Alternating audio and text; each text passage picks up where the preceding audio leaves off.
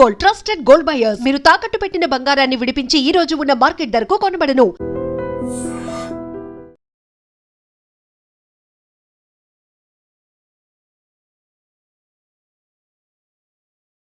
Hi నమస్తే, welcome to iDream media. నేను మీ రుద్దం శ్రీనివాస్.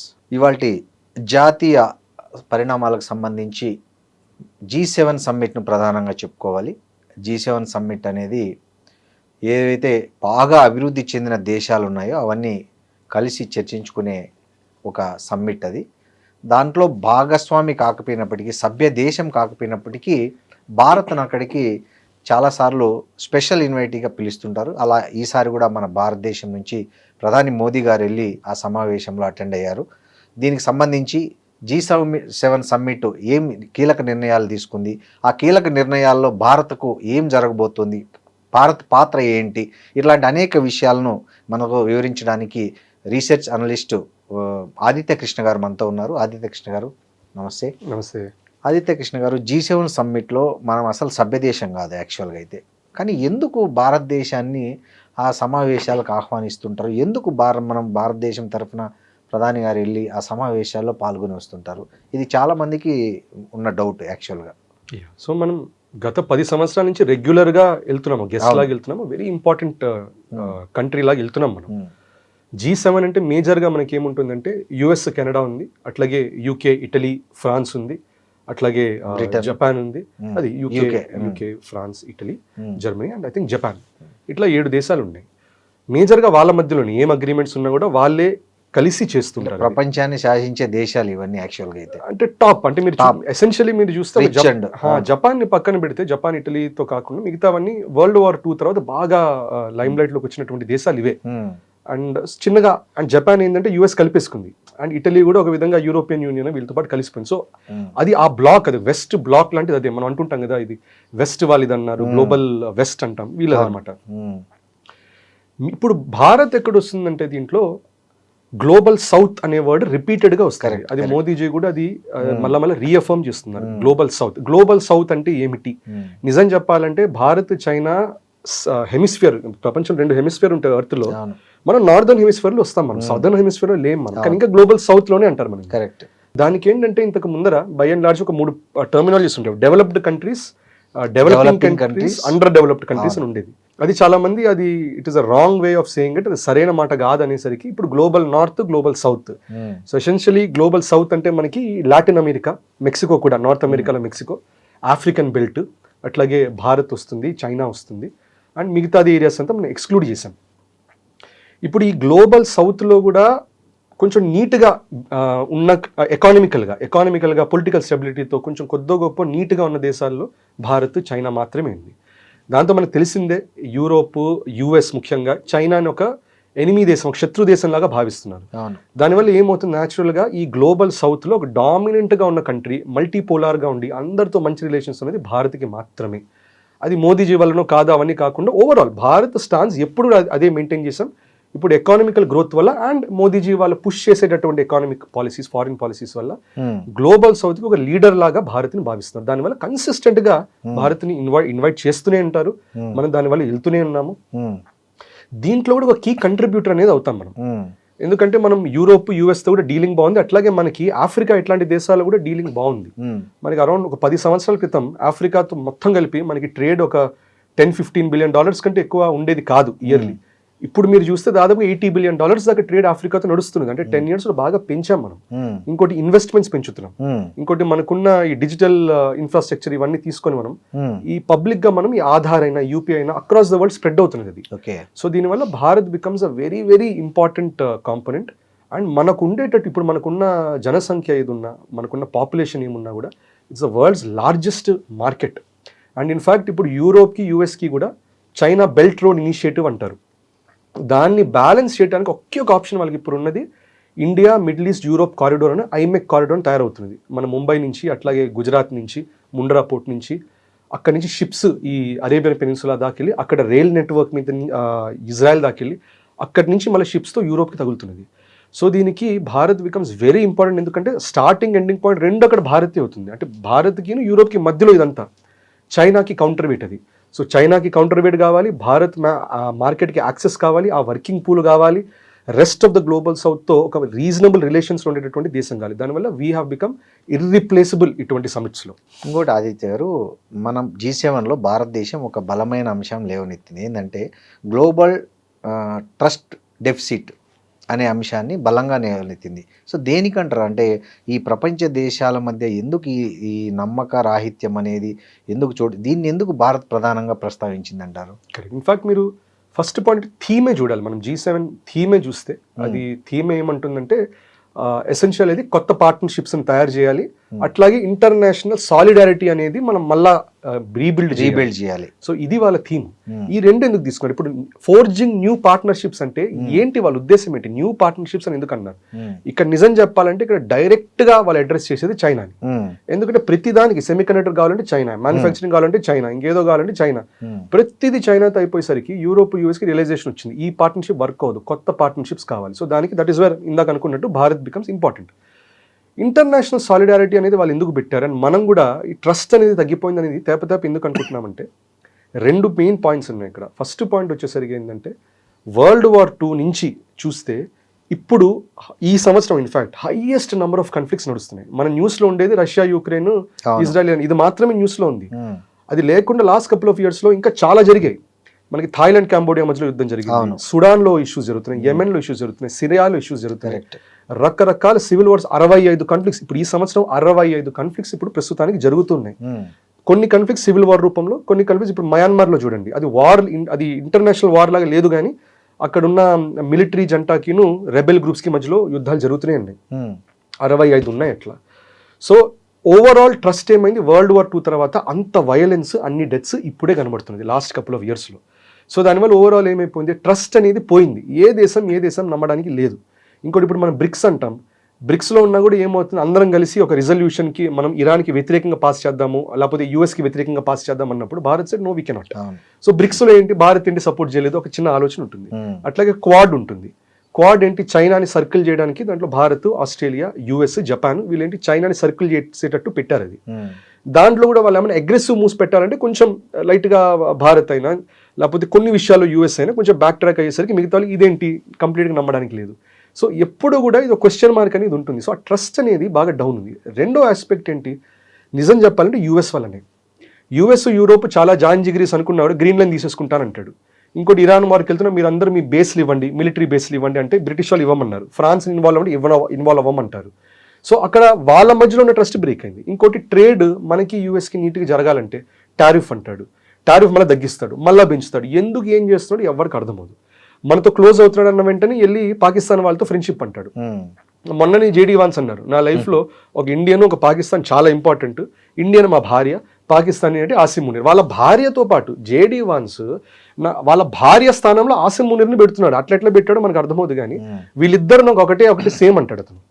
ఆయన చెప్పడం ఇండియా పాకిస్తాన్ సేమ్ అని, కానీ ఆయన చెప్పిన ఎగ్జాంపుల్ వినడానికి మరీ అతి వింతగా ఉంది, కరెక్ట్ కాదు. కానీ ఎసెన్షియల్లీ ఏం చెప్తున్నారు, that Pakistan is important to us అన్న మరుక్షణం మనకేంటి, దట్ వాళ్ళకున్న టెర్రరిస్ట్ మూవ్మెంట్స్ ఉన్న ఏది ఉన్నా కూడా డౌన్ ప్లే చేసినట్టే. సో మనం ఎట్లా ట్రస్ట్ చేస్తాం యూఎస్ని? సో కొద్ది గొప్ప ట్రస్ట్ చేయగలిగినటువంటి దేశం అంటే బై అండ్ లార్జ్ భారత్ ఒక్కటి ట్రస్ట్ వర్దిగా ఉంది. మనం ఎవ్వరు ల్యాండ్ లోపలికి ఇన్ఫిల్ట్రేట్ చేయట్లేదు, ఎవరి దేశాల పొలిటిక్స్లో ఇన్వాల్వ్ అవ్వట్లేదు, మన పని మనం చూసుకుంటున్నాం, మన సేఫ్టీ మనం చూసుకుంటున్నాం. సో అందుకనే మోదీజీ ఈ ట్రస్ట్ అనేది బిల్డ్ చేయాలంటాం. ఆర్ మోదీజీ కాకుండా any Bharatiya speaking on that it is absolutely relevant. ఎందుకంటే ట్రస్ట్ అనేది ఉంటే వాళ్ళ భారత్ తప్పితే ఎవరిని నమ్మడానికి లేదు. మన నేబర్హుడ్ లో నమ్మలేము. ఇప్పుడు నేపాల్ని నమ్ముకున్నా కూడా వాళ్ళు వచ్చి పిచ్చి పిచ్చిగా చేస్తున్నారు మన మీద. బంగ్లాదేశ్ తెలిసిందే ఏం చేస్తున్నారు, చైనా తెలిసిందే, నేపాల్ కూడా చైనా ఫండింగ్ ఇస్తుంది. ఇప్పుడు మోస్ట్లీ ఇప్పుడు యూఎస్, ఇప్పుడు బాలెన్ షా ఉన్నంత కాలం అది యూఎస్, ఇప్పుడు బాలెన్ షా వెళ్ళిపోయి కేపీఎల్ వస్తే మళ్ళీ చైనా. అవును, ఎండ్ ఆఫ్ ద డే అక్కడ మనం ఎక్కువ మళ్ళీ ఇన్వాల్వ్ అవ్వట్లా. సో ఓవరాల్ ఏంటి, గ్లోబల్ గా ఇంటర్నేషనల్ రిలేషన్స్ ఏముంటుంది, మనకి ట్రేడ్ ఉండాలి, రీజనల్ సెక్యూరిటీ, సేఫ్టీ ఉండాలి, మొత్తం ఈరోడ్ అయిపోయింది. పాపం యూఏఈ, సౌదీ వీళ్ళందరూ యూఎస్ నమ్ముకున్నారు, ఇరాన్ వాళ్ళ వల్ల నమ్మకం మొత్తం కొలాప్స్ అయిపోయింది. అందుకని it is very apt that international solidarity అనేది బ్రేక్ అయిపోయింది. సాలిడారిటీనే కాదు, ట్రస్ట్ కూడా బ్రేక్ అయిపోయింది. ఎవరు నమ్మడానికి లేదు. ఆదిత్య గారు, G7 దేశాల ఒక సదస్సులో మనం ఏదైతే డెవలప్డ్ కంట్రీస్ పెట్టుకున్న మీటింగ్లో మనం ఒక భారత ప్రధాని గారు వెళ్ళి ఈ గ్లోబల్ సౌత్ అనే దేశాలు ఏవైతే ఉన్నాయో అవి పడుతున్న ఆర్థిక ఇబ్బందుల గురించి గట్టిగా గొంతుగా వినిపించగలిగారు. ఎలా సాధ్యమైంది ఇది? అంటే ఒక అంత స్పేస్ ఎలా ఇచ్చారు అనేది. కరెక్ట్. సో గ్లోబల్ సౌత్ అని ఇందాక అనుకున్నట్టు ఎసెన్షియలీ ఒకప్పుడు డెవలపింగ్ లేకపోతే అండర్ డెవలప్ కంట్రీస్ని ఇవాళ స్టైల్గా వాళ్ళు గ్లోబల్ సౌత్ అంటున్నారు. ఇప్పుడు డెవలప్డ్ కంట్రీస్ అని ఏమన్నా కూడా నిజం చెప్పాలంటే వాళ్ళు డెవలప్డ్ కంట్రీస్ ఏం బేసిస్ మీద వెళ్ళారు? ఎందుకంటే ఈ so call developing under developing countries వీళ్ళ మీద పడి దున్నుకొని ఉన్న ఆస్తులని లాక్కొని వెళ్ళడం వల్లనే వాళ్ళు డెవలప్ అంతే కదా. So end of the day ఇవాళ మీరు చూస్తే గ్లోబల్ నార్త్ లో ఉండేటటువంటి దేశాలన్నీ కూడా అందరు ఇంపీరియల్ పవర్స్, అందరు colonial powers pre world war time నుంచి. ఓకే. తర్వాత ఇక్కడ గ్లోబల్ సౌత్ లో almost everybody has been occupied, everybody has been conquered. వాళ్ళకు ఇప్పుడు మనది కూడా రీసెంట్ గా వచ్చిన న్యూస్ లో కూడా వచ్చాయి. ఎట్లాంటివి వచ్చాయంటే ఇక్కడ బ్రిటన్ కింద సముద్రంలో కొన్ని ఇట్లా వెళ్తుంటారు, స్కాన్ చేస్తుంటే జర్మన్ షిప్స్ కొన్ని అప్పట్లో ఏం చేశాయంటే వరల్డ్ వార్ 2 అప్పుడు యూబోట్స్ అంటారు జర్మన్ వాళ్ళవి, British royal navy ships Bharat నుంచి వరల్డ్ వార్ 2 జరుగుతుండగా ఇంకో కొన్నాళ్ళలో యుద్ధం అయిపోతుందనగా literally thousands and thousands of tons of silver and gold అవి రాయల్ నేవీ షిప్స్ లో తీసుకెళ్లి వాళ్ళు యూకే దగ్గరికి వెళ్తే అప్పుడు జర్మనీ అటాక్ చేయడం వల్ల మునిగిపోయి సముద్రం కింద ఉన్నాయి ఇట్లా. రైట్. అవిను ఎన్నెన్నో టన్స్ స్పైసెస్. సో లాస్ట్కి వరల్డ్ వార్ 2 ఎండింగ్ కల్లా ఇప్పుడు మనకు అంటాం వరల్డ్ వార్ 2 తర్వాత మన ఇండిపెండెన్స్ స్ట్రగుల్ వల్ల మనకి వచ్చిందంటాం, కానీ మరి బ్రిటన్ వాళ్ళకి మరి ఎప్పుడో గ్రహించారు మన 2-3 years వెళ్ళిపోవాలని. సో ఉన్న గోల్డ్ సిల్వర్ మొత్తం లాక్కెళ్ళిపోయారు. చాలా మంది సముద్రం కింద ఉంది, బోర్డు చేసి వెళ్ళారు, మొత్తం చేశారు. ఇప్పుడు ఆఫ్రికా గురించి తెలిసింది. ఆఫ్రికాలో ఒక మాట అంటారు, it is basically poor people but rich land. వాళ్ళకి లేనటువంటి గోల్డ్ డిపాజిట్స్ లేవు, డైమండ్స్ మొత్తం అక్కడే దాని మీద నడుస్తుంది. అవును. ఒక సినిమా ఉంటుంది బ్లడ్ డైమండ్ అని, బ్లడ్ డైమండ్ సినిమా కూడా మీరు చూడొచ్చు. అక్కడ డైమండ్స్ అన్ని ఆఫ్రికాలో ఉంటాయి, కంట్రోల్ అంతా యూరోప్ లో ఉంటుంది. వాళ్ళు చేసే వాటి వల్ల ఆఫ్రికన్స్ ఒకరికొకరు చంపుకుంటుంటారు, నరుక్కుంటుంటారు, ఇంపవరిస్ట్ గా పావర్టీలో ఉంటారు. కానీ వచ్చే ప్రతి డైమండ్ యూరోప్ వాడు కొట్టేసుకుంటాడు నీట్గా. రైట్. సో దానివల్ల they are developed. So end of the day without developing nations are global south they cannot be developed. అది వాళ్ళకి తెలుసు, మనకి తెలుసు. మనకి అట్లీస్ట్ ఏంటంటే భారత్కి ఏంటంటే ఎప్పుడు కూడా బ్రిటిష్ వాళ్ళ టైంలో కూడా ఏంటంటే మనకుండే అస్తిత్వం మెయింటైన్ చేసాం, మనకుండేటటువంటి ఒక పొజిషన్ అనేది, స్థాయి అనేది మనం మెయింటైన్ చేసాం. సో ఇప్పుడు కూడా ఆఫ్రికా లాగా మనం అంత డౌన్ఫాల్ అవ్వాలా, అట్లాగే వాళ్ళలాగా అంత గ్రీడ్తో రైజ్ అయినట్టు మనం రైజ్ కూడా అవ్వాలా. ఎక్కడో మధ్యలో ఒక చోట ఉండిపోయాం. సో దానివల్ల న్యాచురల్గా ఏంటంటే they will talk to Bharat, ఎందుకంటే they are growth depends on us. మనం స్పైసులు పంపించకపోయినా ప్రాబ్లమే, మన టెక్నాలజీకి వర్క్ చేయడానికి మనము వర్క్ ఫోర్స్ పంపించకపోయినా ప్రాబ్లమే, మన మీద there is a lot of dependence. So that is why anyway Bharat relevance అనేది ఎప్పుడైనా ఉంటుంది. అట్లాగే ఆఫ్రికన్ లాంటి కంట్రీస్ కూడా ఏంటి, వాళ్ళు యూరోప్ కంటే మనల్ని ఎక్కువ నమ్ముతారు. ఎందుకంటే అప్పట్లో ఎయిడ్స్ పాండమిక్ లాగా అయినప్పుడు మనమే వాళ్ళకి. కరెక్ట్. ఎందుకైంది అది? ఎందుకంటే యూఎస్ లో ఉండే ఫార్మా వాళ్ళు ఏం చేశారంటే లిటరల్ గా అక్కడ I believe 1 week dosage 1 month dosage అది ఆల్మోస్ట్ అది ఐ థింక్ $10,000 ఎంతో పెట్టారు అది.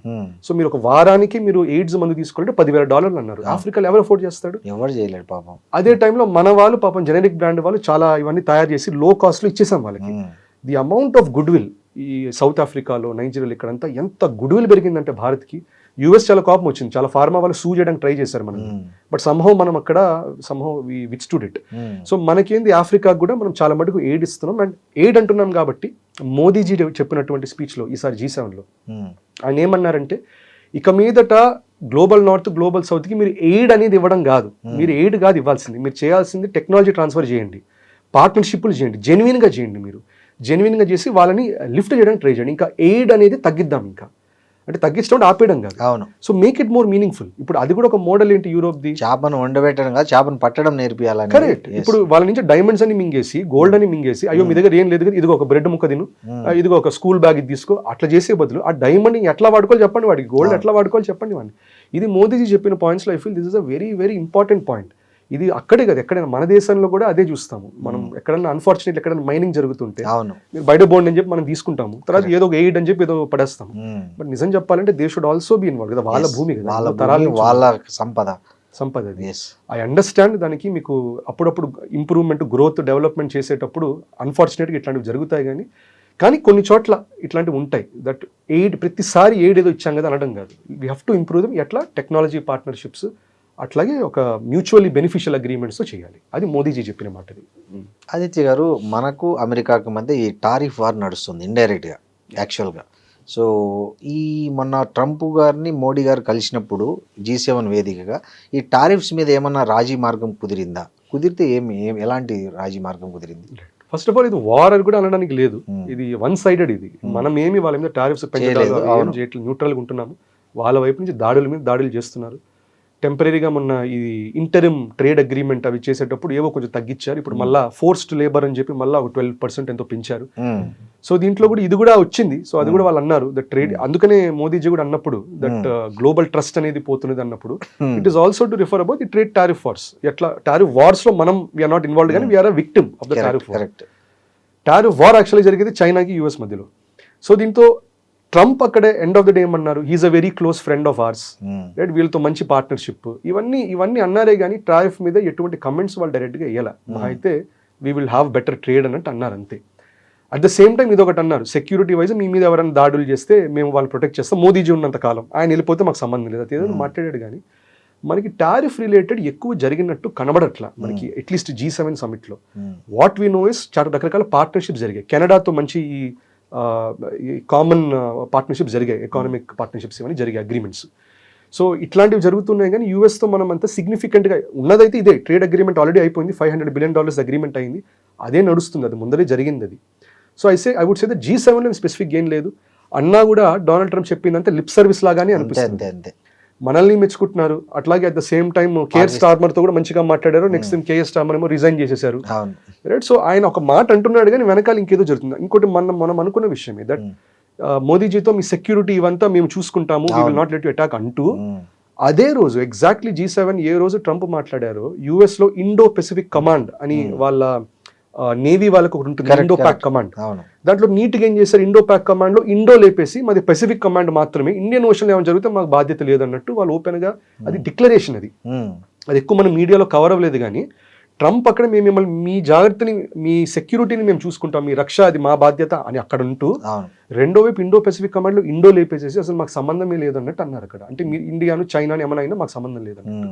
సో ఎసెన్షియల్లీ దీస్ ఆర్ ఆయన చెప్పిన మాటకి జరిగే రియాలిటీకి కనబడట్లేదు, సిమిలారిటీ లేదు. ఆడవారి మాటలకు అర్థాలు వేర్లే అనే వాళ్ళు ఒకప్పుడు, ట్రంప్ మాటలకు అర్థాలు వేరు. ఈ మధ్య ఏమైంది ఆడవాళ్ళు ఇంకా కొంచెం ఎక్స్ప్రెసివ్ గా చెప్పేది చాలా పిన్ పాయింట్ చెప్తున్నారు నీట్గా, కానీ ఇప్పుడు ట్రంప్ మాటకి అర్థాలే వేరేలాగా ఉంది. అవును.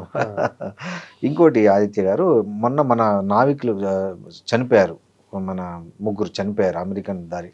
దీనికి సంబంధించి అక్కడ ఏమైనా చర్చ జరిగిందా, ట్రంప్తో మోడీ గారు ప్రస్తావించడం కానీ అలాంటిది ఏమైనా జరిగిందా, దానికి ఏమన్నా ప్రయోజనం ఉందా అట్లాంటి? సో డెఫినెట్గా మోదీజీ అయితే అది వాళ్ళ ఆ ఇన్సిడెంట్ గురించి స్పెసిఫిక్గా చెప్పాలి, ఎందుకంటే ఇప్పుడు డొనాల్డ్ ట్రంప్ లాగా మనం ఇన్సల్టింగ్ గా ఉన్నాం కాబట్టి మొహం మీద డైరెక్ట్ గా చెప్పలేదు కానీ ఇండైరెక్ట్ గా అన్నారు దట్ సీ ఫేరర్స్ సెక్యూరిటీ అనేది ఉండాలి.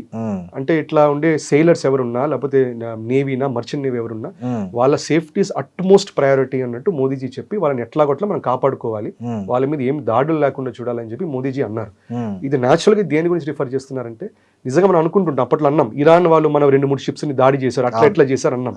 But end of the day Iran వాళ్ళు చేసినా కూడా ప్రాణాలు ఏం పోలేదు మనకి. మొన్న యూఎస్ వాళ్ళు చేసిన దానికి పాపం 3 చనిపోయారు. మన తెలుగు వాళ్ళు కూడా ఒక అతను ఉన్నారు. ఇప్పుడు మన మీడియాలో మన వ్యూవర్స్ కూడా కొంతమంది అంటారు ఇరాన్ అట్లా ఎట్లా దాడి చేసింది ఇది అంటారు కానీ మరి యూఎస్ వాళ్ళు చంపేసిన తర్వాత వై ఆర్ వి టాకింగ్ అంటే ఇరాన్ ఒకటి శత్రు దేశంగా ఎందుకు భావించాలి? ఇరాన్ ఇంకా మెయిల్ చేసింది మనకి బయలు, అది కూడా 2-3 జరిగిన వెంటనే వాళ్ళు అపాలజీస్ చెప్పారు, ఇమీడియట్ గా అపాలజీస్ చెప్పారు, ఇమీడియట్ గా డిప్లొమాటిక్ వెళ్ళి చెప్పారు, ఇవన్నీ జరిగాయి. But no loss of life, attacks on ships అయితే జరిగాయి. ఇప్పుడు వీళ్ళది వచ్చేసరికి వీళ్ళేమంటారు, మేము బ్లాకేడ్ పెట్టాము, మీరు ఇరాన్ వాళ్ళు తీసుకెళ్తున్నారు, దానివల్ల ఇంజన్ రూమ్ లో కాల్చి వీ డిడ్ ఇట్, ఏదో అయింది ఏదో అయిపోయింది అన్నట్టు అంత తేలిగ్గా, చాలా తేలిగ్గా, చాలా వాళ్ళకి ఏముంది, ఇట్స్ యూఎస్ కి ఏం లేదు కదా, వేర్ ఆల్ నంబర్స్ అంతే. మామూలుగా ఫ్యాక్టరీలో కార్మికుడు చనిపోతే తీసి అక్కడ పడండి 10,000 ఇస్తాం 20,000 ఇస్తాం అన్నట్టు అంత సింపుల్ గా చెప్పాడు రియాక్షన్. కరెక్ట్. అంటే కొంతమంది చేస్తారు పాపం, చాలా మంది ఇంకా ఎథిక్స్ తో ఉండే వాళ్ళు కూడా ఉన్నారు ఫ్యాక్టరీస్ లో. బట్ ట్రంప్ మీరు చెప్పినట్టు అటువంటిదే, that is their all numbers, కార్మికులు దేర్ నంబర్స్, అందరు నంబర్స్ మాత్రమే. సో పోయారు సరే వాట్ కెన్ వి డు, కానీ అదే మోదీజీ అన్నారు. ఎందుకంటే మన వాళ్ళు దాదాపుగా మనకి సెయిలర్స్ అక్కడ ఆ రీజన్ లో దాదాపు 20,000 మంది దాకా ఉన్నారు అక్కడ. సో ఎంత హై రిస్క్ లో ఆపరేట్ చేస్తుంది. మొన్నటిదాకా ఇరాన్ ఒకటి రిస్క్ అనుకుంటే ఇప్పుడు యూఎస్ అంతకంటే పెద్ద రిస్క్ అని తెలియదు మనకి. ఇది మనకు తెలిసినదే, కానీ మనం సీలో ఏమనుకున్నాం, యూఎస్ ఇట్లాంటి పని చేయదనుకున్నాం కానీ చేసింది. But of course we have to recognise ఆ షిప్ ఏది అటాక్ చేస్తారో అది ఇండియన్ షిప్ అయితే కాదు, అది పలావ్ నుంచి అది ఇంకో షిప్ అది. సో ఆ షిప్ మీద స్పెసిఫికల్గా అటాక్ జరిగింది. అన్ఫార్చునేట్లీ దాంట్లో ఉన్నది మన సెయిలర్స్, భారతీయులు ఉన్నారు. అది ట్రంప్ మోదీజీ అది డెఫినెట్గా రైజ్ చేశారు. ట్రంప్ దాని మీద ఏమీ రెస్పాండ్ అవ్వలేదు, ఇగ్నోర్ చేసేశారు.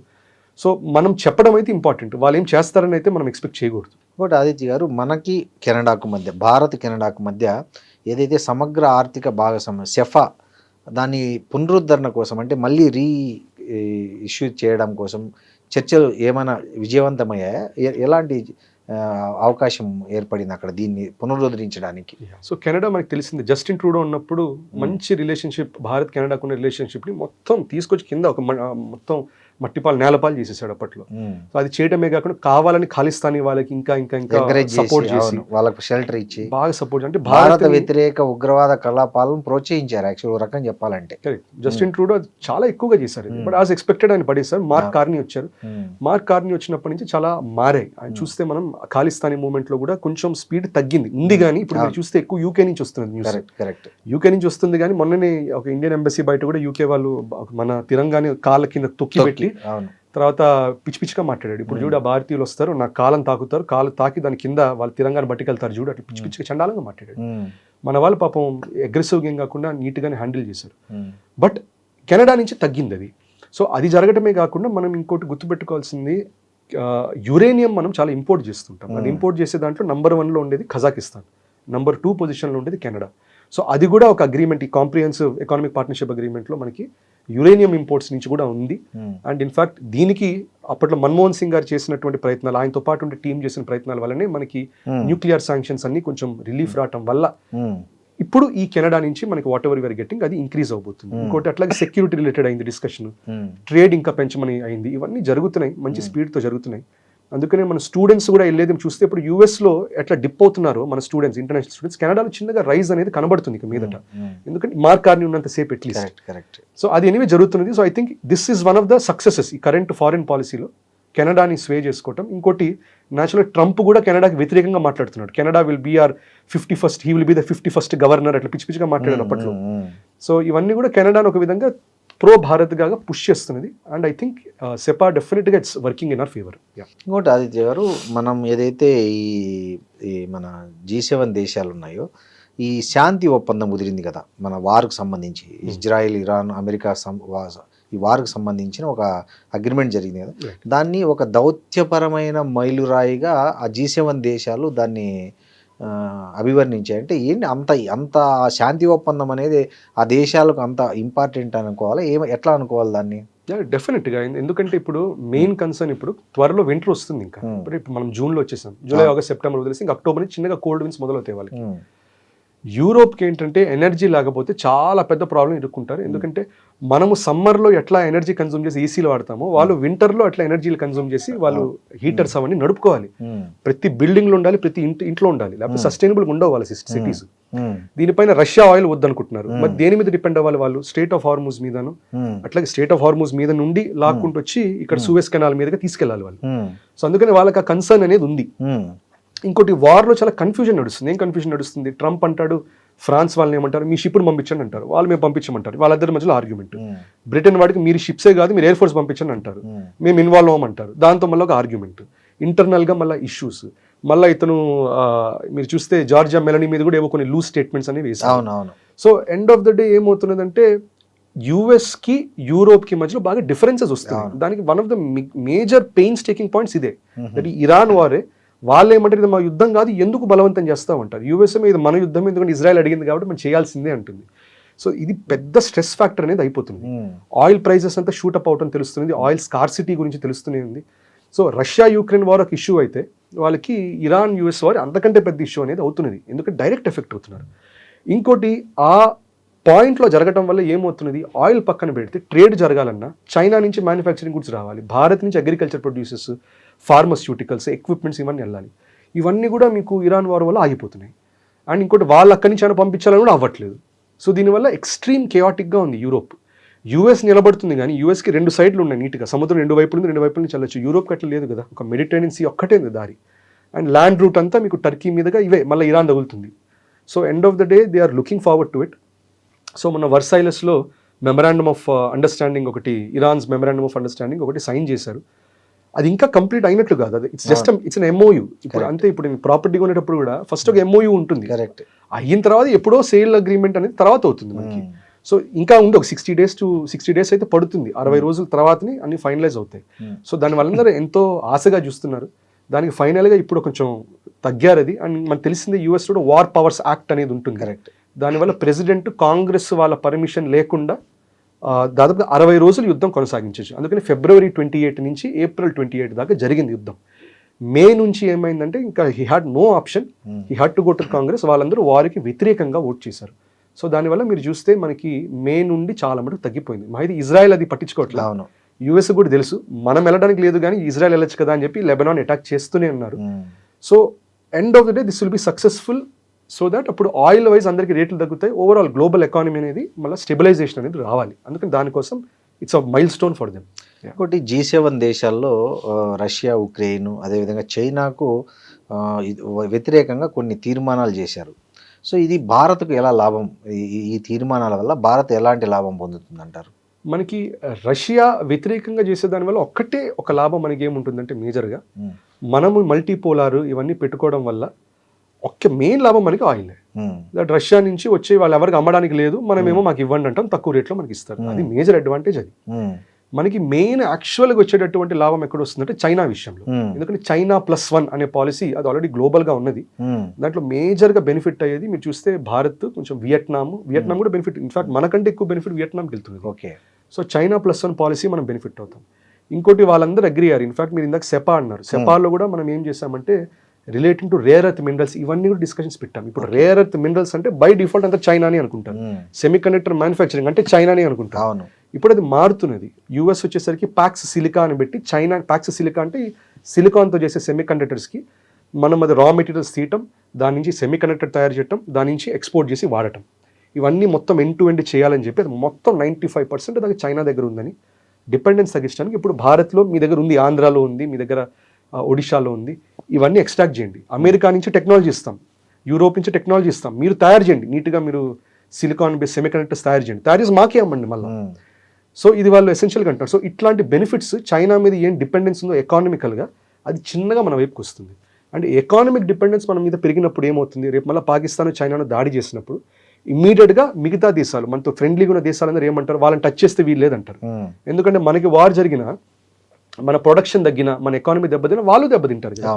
సో అందుకని economy and trade is very important. అది ఎవరితో మంచిగా ఉంటే రేపు యుద్ధం జరిగిన వాళ్ళే మనం సపోర్ట్ చేస్తారు. ఇంకోటి ఈ G7 దేశాల్లో అలా పాల్గొని వెళ్ళాడో లేదో బ్రిటన్ ప్రధాని రాజీనామా చేశారు. ఏంటి పాపం, అంటే అతను వచ్చి 2 years అయింది కదా లేబర్ పార్టీ బ్రిటన్లో, ఆ 2 yearsలోనే ఎందుకు అతను రాజీనామా చేసే పరిస్థితులు ఎందుకు ఏర్పడాయి? దీని వెనక ఏమైనా అమెరికా కుట్ర ఉందంటారా? మోస్ట్ లైక్లీ ఉందని అంటున్నారు, రైట్. ఎందుకంటే G7లో ఆయన వెళ్ళిన మరుక్షణం, ఇన్ఫాక్ట్ ఇది ఎప్పుడు జరిగింది, June 21 కల్లా, అంటే కేర్ స్టార్మర్ ఓపెన్గా చెప్పక ముందరే డొనాల్డ్ ట్రంప్ ట్రూత్ సోషల్లో పోస్ట్ పెట్టాడు, కేర్ స్టార్మర్ రిజైన్ చేయబోతున్నాడు అని. ఇది అప్పట్లో మీకు గుర్తుంటే మనకి పెహల్గాం అటాక్ జరిగిన తర్వాత, సింధూర్ తర్వాత నేను చెప్పాను వాళ్ళు యుద్ధం ఆపేస్తున్నారు అన్నారు. అప్పుడు మనందరం చాలా ఇరిటేట్ అయ్యాం, ఇదేంటి మేము డిక్లేర్, నువ్వెవడో డిక్లేర్ చేయడం. సో ఆయన ఏం చేస్తున్నా, క్రెడిట్ తీసుకుంటున్నాడు అన్నిటికీ. సో ఇక్కడ కూడా కేర్ స్టార్మర్ చెప్పక ముందరే ట్రంప్ చేయబోతున్నాడు అనేసాడు. అది అన్న తర్వాత ఈయన చెప్పారు. సో దీన్ని బట్టి ఏమర్థమవుతుంది, ఇది ట్రంప్ కూడా గ్లోబల్గా ఏం చెప్తున్నాడు, మేము చెప్పినట్టు జరుగుతుంది చూడండి, మా పవర్ చూడండి అని ట్రంప్ చూపించుకుంటున్నాడు. కరెక్ట్. దీనికి కూడా మల్టిపుల్ రీజన్స్ ఉన్నాయి. ఒకటేంటంటే ఇతను ఒక పీటర్ మెండల్సన్ అని ఒక అతన్ని పెట్టారు, అంబాసిడర్ ఆఫ్ యుఎస్ లాగా యూకే వాళ్ళు పెట్టారు. అతను వచ్చేసరికి మొన్న రీసెంట్గా ఈ ఎప్స్టైన్ ఫైల్స్ అప్పుడు నీట్గా ఆయన పేరు కూడా చూపించారు. ఆ ఈమెయిల్ కమ్యూనికేషన్స్లో ఈ పీటర్ అనే అతను ఎప్స్టైన్ని he is my best pal, very close friend అని చెప్పటం, తర్వాత ఎప్స్టైన్ 2008లో ఈ సెక్షువల్ అబ్యూస్ స్కాండల్ ఎదుర్కొన్నప్పుడు సపోర్ట్ చేయటం, అతని ఇవన్నీ డాక్యుమెంట్స్ బయటపడ్డాయి. పడేసరికి February 2026లో ఆయన రిజైన్ చేయాల్సి వచ్చింది. ఇంకోటి అతను హీస్ అ గే అయినా కూడా రిపబ్లికన్స్ కి నచ్చదని తెలిసినా కూడా బలవంతంగా అంబాసిడర్ గా పెట్టారు. సో అది కూడా రిపబ్లికన్స్ బాగా ట్రిగర్ అయ్యారు, ఇట్లా పెట్టారు. వెన్ వీఆర్ అగేన్స్ట్ LGBTQ ఇవన్నీ మేము యాంటీ పాలసీస్ పెడుతుంటే వాళ్ళు ఏంటి చేయటం, ఇది కూడా.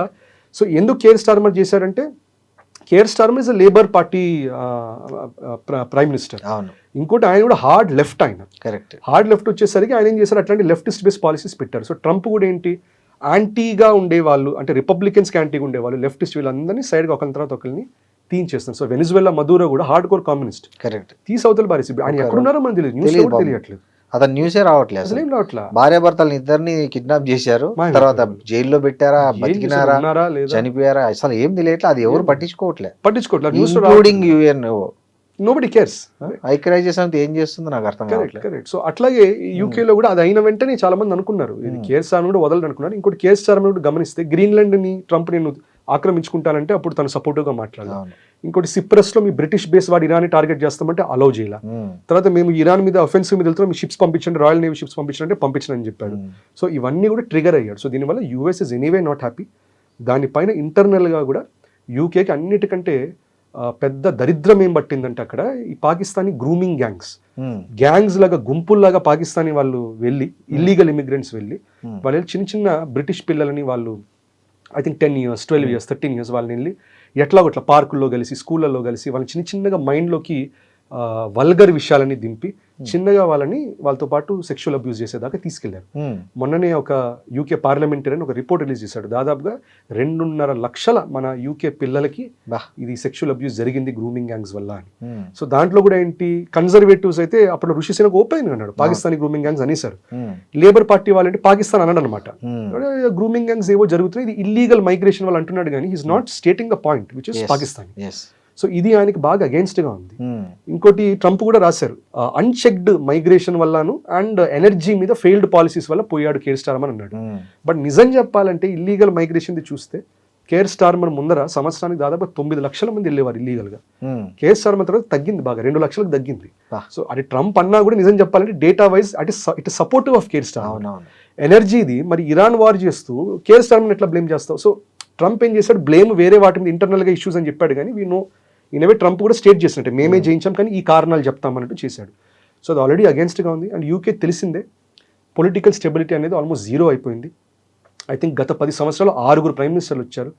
కొద్దో గొప్ప ఫుల్ టర్మ్ కంప్లీట్ చేసింది డేవిడ్ క్యామరాన్ తర్వాత తెరీసా మే వచ్చింది, 3 సంవత్సరాలు ఉంది, వెళ్ళిపోయింది.